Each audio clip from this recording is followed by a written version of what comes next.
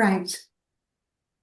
As I said, emotional eating is a topic that's really important to me.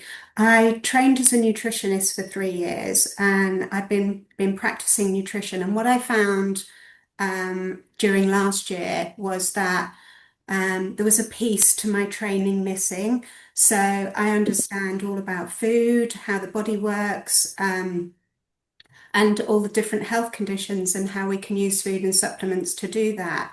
But what I was experiencing working with people one to one was a missing piece of the jigsaw. And that missing piece of the jigsaw is we know what we should be eating, we know how we should eat, but actually doing that is easier said than done.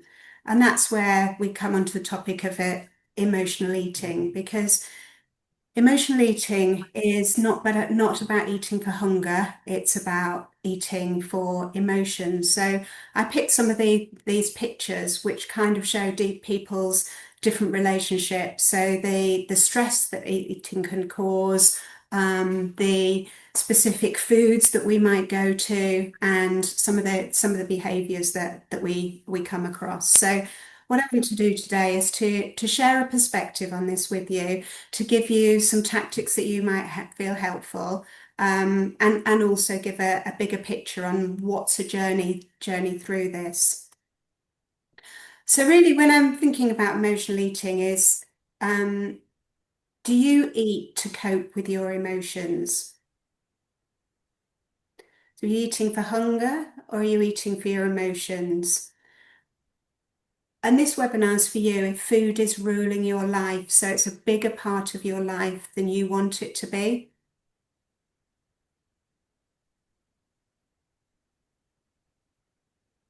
And one of the things we think about is this must be willpower. I must be able to stop this. I'll I'll go home tonight and I won't eat. I won't eat all that chocolate. Or I will Monday morning, I'll eat everything that I want to and nothing that I don't want to. And I just need to get on this and sort myself out. But actually, it's very clear from the people that I've worked with and lots of research, and expertise, that emotional eating is not about willpower. And that's what we need to understand. It can be about stress, can be about loneliness, can be boredom, fatigue. I'm tired, so I need that bar of chocolate. It can be trauma, the something that's happened recently or in a distant past is bringing those overwhelming emotions. Some people have a history of food shortages, so maybe when they were a child there wasn't enough food, and therefore they get drawn to in the opposite direction. Can be childhood experiences, so how you were fed as a child or how you weren't fed as a child can give you this.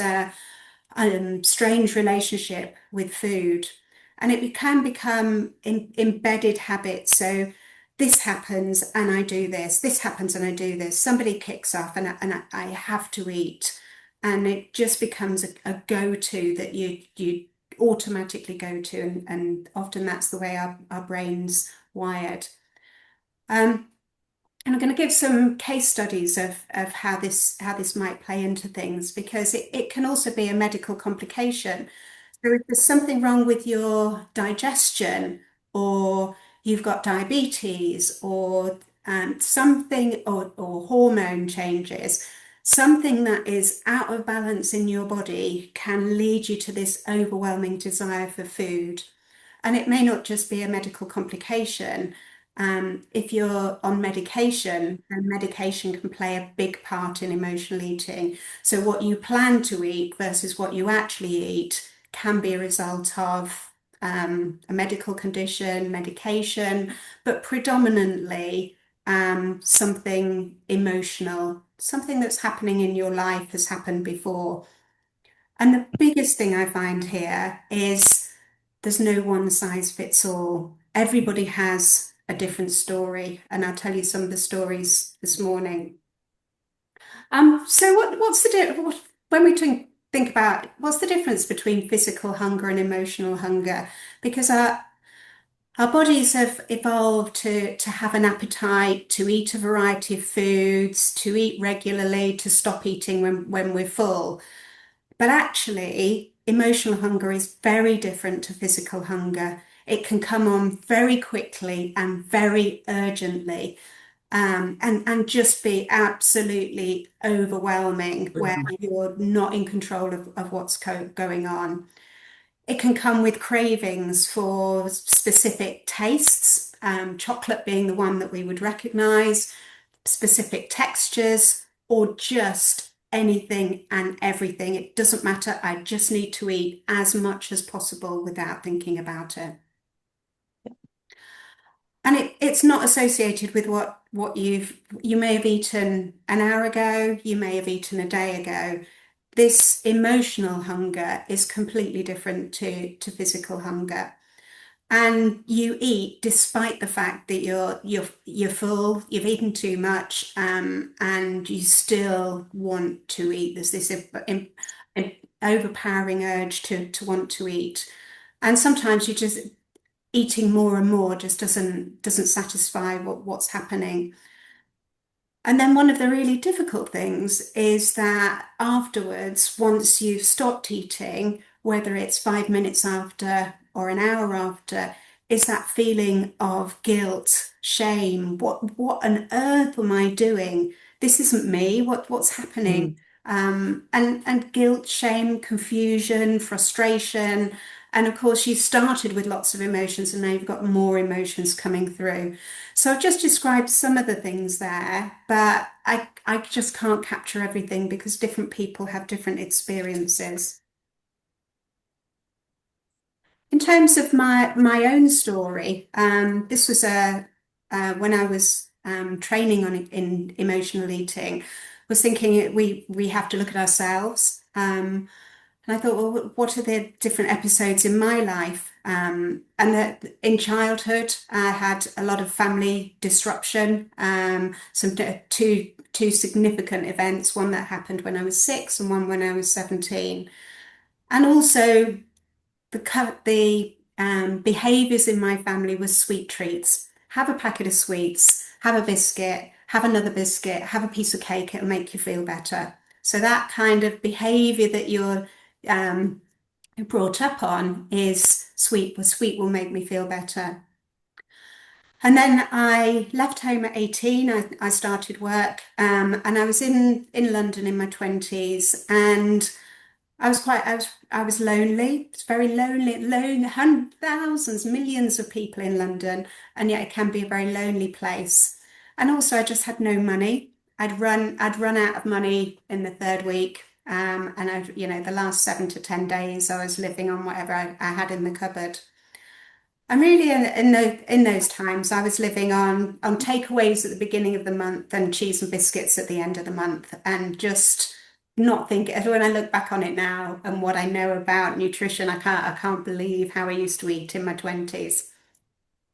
Then when I went into adulthood, and in my 30s and 40s, I had a very demanding job. And in order to calm down after a stressful day at work, I would go to wine and crisps. And wine and crisps would still be my two things that I would go to. So that they're difficult foods for me. And at different periods of my life, I've been overweight and underweight. And I think one of the challenging things about emotional eating is how you look sometimes tells a story, but it doesn't always tell a story. So whether you can be overweight and happy, overweight and unhappy, you can be underweight, and happy or unhappy. And often, when it comes to emotional eating, we have this mask. We smile, we talk to the world, and everything is okay. But actually, inside and behind closed doors, other things are happening. So what do we do about this? If it's not about willpower, then what do we do? If we can't start on Monday morning, then what do we do? Well, for me, It doesn't start on Monday morning. It doesn't start next month. There's no perfect time to start. What we need to do is to start with one small step, and then one step leads to another, leads to another. And the four things we've got on the screen here are small steps that could work for you and enable you to make the first step to mean that food is not dominating your life and emotional eating. So the first one is the 10-minute clock. So when that feeling of I need to eat, I've got to eat now, is just delaying it by 10 minutes can change your perspective. It may not change that you actually go and eat that food, but it does mean that you can take a little bit more control and feel like I've actually done something here. And it may be that you can't make it to 10 minutes. It may be that the first time is 1 minute. But 1 minute, I did something that I wanted to do to change this repeating cycle of events that I'm on. So 10 minutes, there's some really good research that 10 minutes is a good, uh, a period of time that can make a difference, that can change your behavior. So if that means you have this an overwhelming emotion, you want to eat, you go out for a walk for 10 minutes, you walk around the block, you go upstairs, you sit in the bath, and you may get out of the bath and go back down to the kitchen, but you've run that bath, you've sat in the bath, you've gone to a different place and you've done something different. And the first thing it does is it helps you feel like you've taken back a bit of control. I've done something different. And that's one of the first steps in changing the habits and the behaviors that you want to. The other thing that can be really important is journaling, is just writing down what's happened. Because one of the things that can be really overwhelming is all of this is physically in my body, in my head swirling, all that, I've just got so many things happening in my head, is actually putting those down in a notebook, no matter what they are, how rambling they are, how logical they are. If you're a list person, make a list. If you're a creative person, do a drawing, do a mind map, just scribble in that notebook. I feel like this, I want to do this is happening, why is it happening? And it helps get those emotions and pull them out of your body and put them onto a page. And that, no matter what you're writing, it's the process of making those notes can make a huge difference to unwinding those emotions. And whether you do it once or whether you do it as a daily process, then that's something we would need to think about. But just taking those emotions out of your body and putting them onto a page can really make a difference. The other tip I would give you is to plan some foods that you're going to eat. So one of the ways of taking back control of what's happening with your eating is to plan that I'm going to have an omelette, I'm going to have some grapes, and I'm going to have some popcorn. That's what I'm going to have today. It may be that you eat other foods later on, but sometimes when we're emotional eating, last night you ate all the things that you didn't want to eat, the inclination can be that I'm going to eat nothing today. I ate all that yesterday. It was awful. I hated myself, and so I'm going to eat nothing today. And what that does to your body is just create this bounce effect of all, nothing, and it's really confusing. Whereas our bodies are made to eat regularly, to a pattern.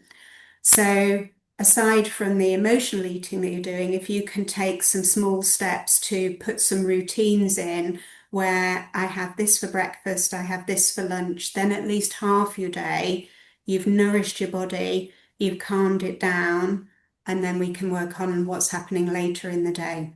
So it's an initial step is to put some foods in and a routine in that starts the process of changing. Otherwise, you get this roller coaster effect of all, nothing, all, nothing.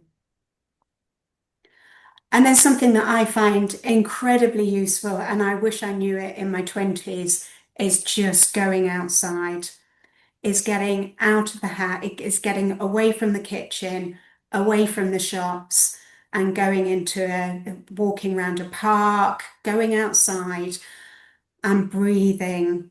Because the reason we're eating emotionally is not about the food, it's about how we're feeling. So how do we help ourselves manage those feelings? Is it can be so effective to go outside, to breathe deeply, to look at a tree, to look at the horizon and realize that it's not about me and this chocolate bar and the relationship I've got with this chocolate bar or this piece of this loaf of bread. It's not about that. I need to go outside and I need to do something different. And maybe, you combine that going outside with a 10-minute gap between when you start eating. So these are four initial tips, and maybe it's something that you want to try. Try one, then try another and see what works for you. But it's not that's just not enough. So what we're talking about here is something very significant in our lives. It may be something that's been around for years and decades, and therefore trying to change it tomorrow morning is unrealistic to make that huge change. So in order to look for a lifelong change, we need to look at it from four different angles. The first one is making tactical habit changes, like I just talked about. So using cognitive behavior therapy, there's all sorts of different versions of that. But how do we understand why? How do we understand why we're doing something? And then what can we do to change that something? And what's right for me will be different for you and different for somebody else. But there's a whole raft of suggestions that we have about different ways of changing those habits. And one of the interesting things I've learned is if you want to change a habit, then the thing you change it from and to needs to be attractive enough. So not eating in the evening and going and having a bath is the worst thing for me. I don't like having a bath. I don't, it's just some people love having a bath, other people don't. It's not for me. You need to find and yet not eating in the evening and going out for a walk, it is actually something that I would enjoy. So that's different things work for different people. The second thing that really makes a difference to this lifelong approach is thinking about what foods are right for you and what eating routines are right for you. So as we go through different life cycles, then our bodies need different types of food. So if we've always eaten, um, uh, many people were brought up on meat, potato, and vegetables. But if that no longer appeals to you, then maybe you need to find something different. If traditionally we were advised that you need 3 meals a day, well, actually, my experience is some people eat better with 2 meals a day, and some people are better to have 5 or 6. So we need to work out what's the right foods for you to eat that helps your body feel better and gives you a routine of eating that fits in with your lifestyle and works for your body. And that's about profiling what does your body need at this phase of where you're in your life? So whether you're 20 or 70, what food do you need? What does your body need? And what's the right rhythm that we need to put in place? Because that will help your body regulate your hormones. And if you can bring your hormones under control, then that can help the emotional side of things. The third thing we need to think about is how do we rewire our brain? And this is what I studied earlier this year, is what's the psychology of food? Is what does food mean to me? Why do I do what I do?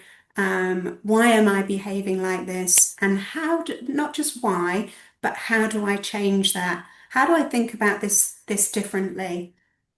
Um, so there's lots of different psychology models around this, different ways of thinking about who we are, and how our brain works, and untangling that knotted wool that's in our head now and sort of smoothing that out and creating a different way of thinking. And that's something that you just can't do by yourself. You need to do with someone else because someone else will give you that different perspective. And then the fourth thing that makes a difference for lifelong change is a reset, rediscovering who you are. Where are you in your life? Where do you want to be? And how do you look after yourself? So many of the people that I see are spending time looking after their parents, their children, their husband, and not looking after themselves. And not looking after ourselves means that actually we can't look after all these other people properly. But also, emotional eating can be associated with I feel like I'm in the wrong place. I'm with the wrong person at living in the wrong place, and my environment is just I'm not happy with it, and therefore I'm eating because I'm not happy with where I'm at. So we can make some changes with the first three things, but then we really need to sit down and think, where am I? Where do I want to be? And how do I get there? What difference can I make? And how am I going to make those changes? And what help do I need to make those changes? Because what's overwhelming and with emotional eating is you're eating more than you want to, or you're starving yourself, and you're doing it for emotional reasons. But how do you tell somebody about that? How do you share it with somebody? Have you got a best friend? Have you got a partner that will help you? Or is this something that's just with you, which can be very, very lonely?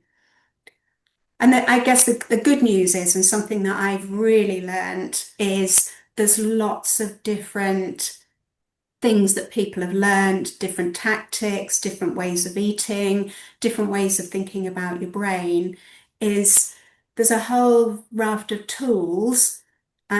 What you can do is take some of those tools and apply them into your life in order to make those small changes.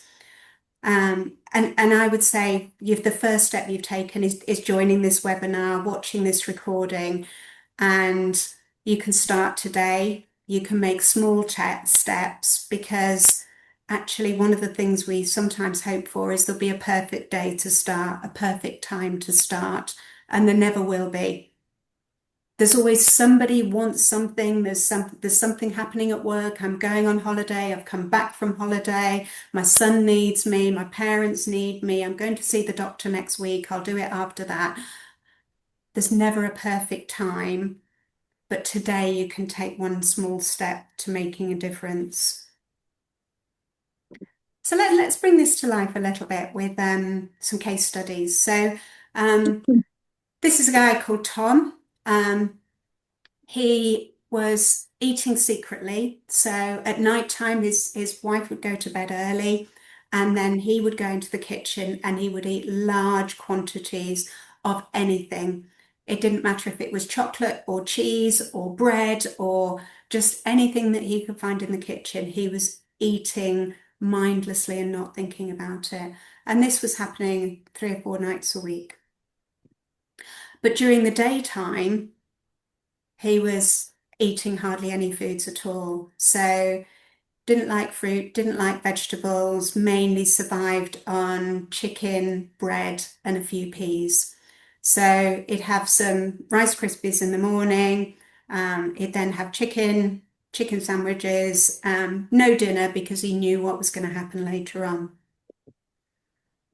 Interestingly, he was also on medication, and steroids. So those steroids were taking a difficult situation already and increasing his hunger even more. And often those steroids seem to take an effect more in later in the day.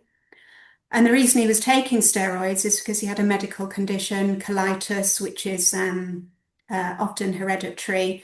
And because of colitis is a digestive problem where your digestion's not working properly, and therefore when you eat, you have very severe diarrhea and nausea and lots of disruption there. And because of those the medical condition, the food that he was eating was actually going straight through him. He wasn't taking up those nutrients. And because he didn't have the right nutrients, he was low on iron and very, very tired.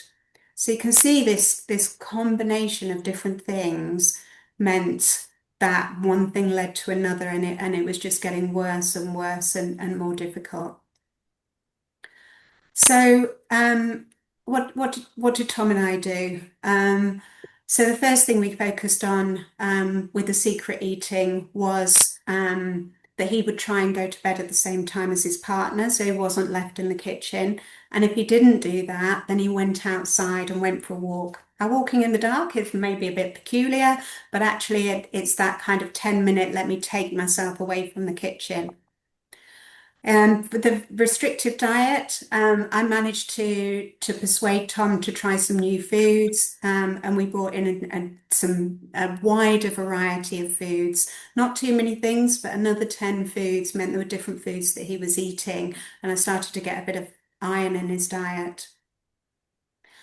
Um, as part of the consultations we had, there was a big piece of this was about Tom's self-image. How did he see himself and how did he think other people saw him?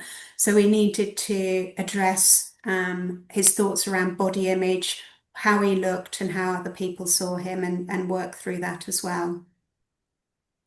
And then the fourth piece was recognizing this medical condition, not ignoring it, not relying on medication, although he needed the medication, but to calm and repair that digestion with foods and eating routines and specific changes that we made to calm that down. So we're still working together. We're still on a journey of making changes here, but you can see a number of steps that we started to do to go forward. So the second person I want to share with you is Ella. Um, so Ella was a very heavy weight and a lifelong dieter. She had been to Slimming World, she'd been to Weight Watchers, she'd um, been on a low calorie diet with her mum when she was a child. So uh, and now she's on weight loss medication, so Manjaro. She's retired, big lifestyle change. She retired just about 9 months ago, I think. So she'd gone from a very structured, get up at 7 o'clock in the morning, get to work, do this, do that, come home at 6 o'clock. So it'd gone from a lot of structure to very limited structure. And she hadn't really planned for her retirement, so she had limited hobbies and hadn't really worked out what she was going to do. Her food addictions are the most common ones that I come across, which are chocolate and bread. Um, so both of these foods are very easily digestible, very comforting, and can often help us feel better in the short term. And then the fourth thing that we unraveled was that Ella had an ADHD profile. She hadn't been diagnosed, but she was very easily distracted, very impulsive, but also had quite sensitivities to food, so texture. She didn't like eating banana because so banana would be an easy go-to food, very convenient. Didn't like the texture of banana, didn't like the bits that are on the outside, where it mushed up in your mouth. So you can see quite a few complications that bring Ella's story together.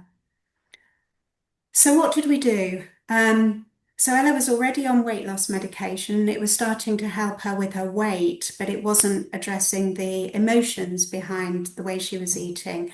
And she was eating a lot less, but not necessarily the right foods. So what we did was put in personalized meal plans with foods that she liked and that she was able to prepare because she really didn't like cooking at all. So no good me handing out recipes.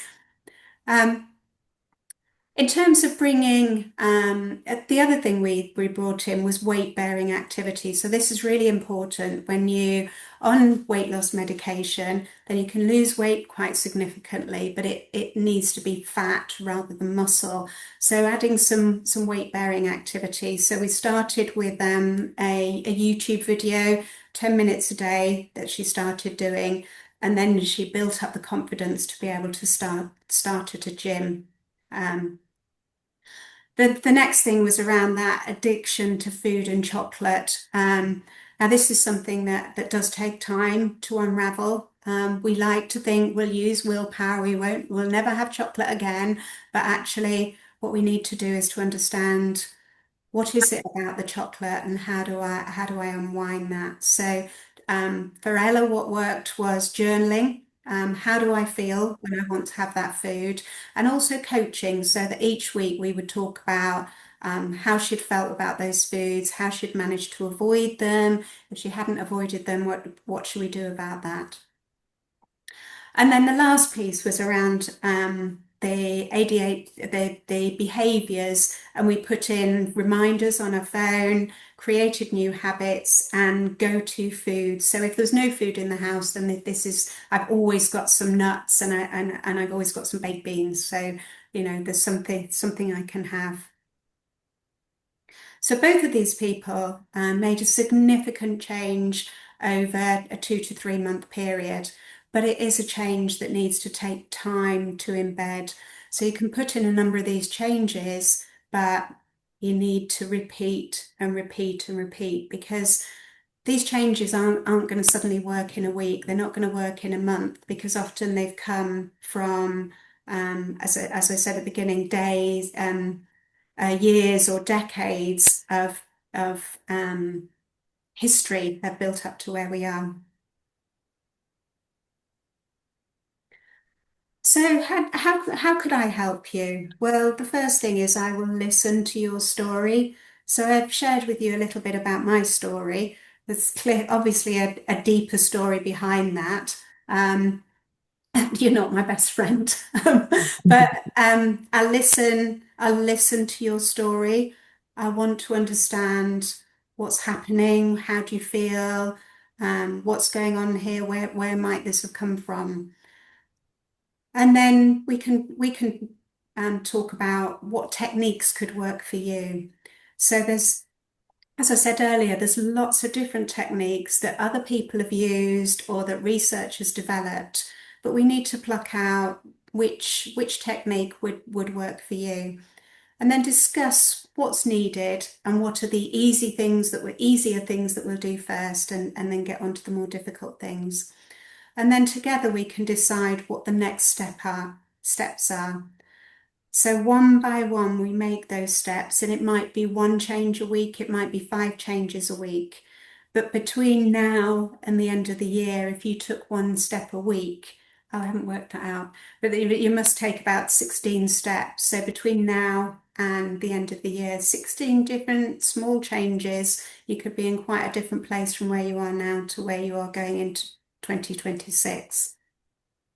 But I think one of the most important things is that I understand so much about what's happening here. I don't understand everything. I don't understand everything about you, but I can give you a perspective on that. I can support you. I can give you empathy, but also I can challenge you.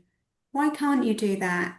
Could you just do this? Okay, it didn't work last week. Let's try it again this week, or let's try something different this week. So what I'm putting in place is three different options. One is a in-person workshop. This would be a maximum of 5 people, located where I live. It starts this week. It'll be an hour and a half, and it's just a chance to take from what's happening in the webinar into the next stage of understanding what's going on here. The other thing I can offer is a series of workshops. So this wouldn't be group, this would just be the between you and me. Six workshops, a different topic each week, And after each week, you have an activity to take home. And then the third one is working individually with me at a pace to suit you. So the reason I say six different sessions is 6 sessions is enough to make a significant difference. It may sort everything out for you, but it will definitely make a difference over that period of time. And what do we cover in those sessions? We cover emotions and habits. What are the first steps we can take? What is food doing here, and why is it such an important piece of what we do so we can understand it better? How do we make changes? How, the really important thing is individuality. So each person on this call and listening to this recording will have a different need, and how do you work out what's right for you? And then some fabulous techniques around rewiring your brain, and thinking about what is my future. So this is where I am now. What does my future look like, and how can I change that to be what I want it to be? So the next steps I suggest would be, I'll share this recording with everybody. I post it up on YouTube, and then you can download it on there, so it's quite easy.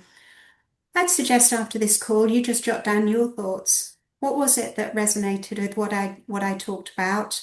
So could you do some of these first changes yourself, or would you like me to help you? And I would love for you to book a chat with me. There's really, for those of you who know me, there's really no obligation. I'm not going to do a sales pitch to you. I'm not going to force you to do something that you don't want to do. But I genuinely would like to help you. And if that means we can have a chat to say, this is where I'm at, what do you think, Claire? Then I'll offer you some advice, and absolutely free of charge, because I just want to help people make the next steps. So thank you so much for listening. Please do book a chat with me. You can do that. You can use the QR code. You can go onto my website, book a chat with me, or just give me a call. So I'll stop sharing now, and bear with me while I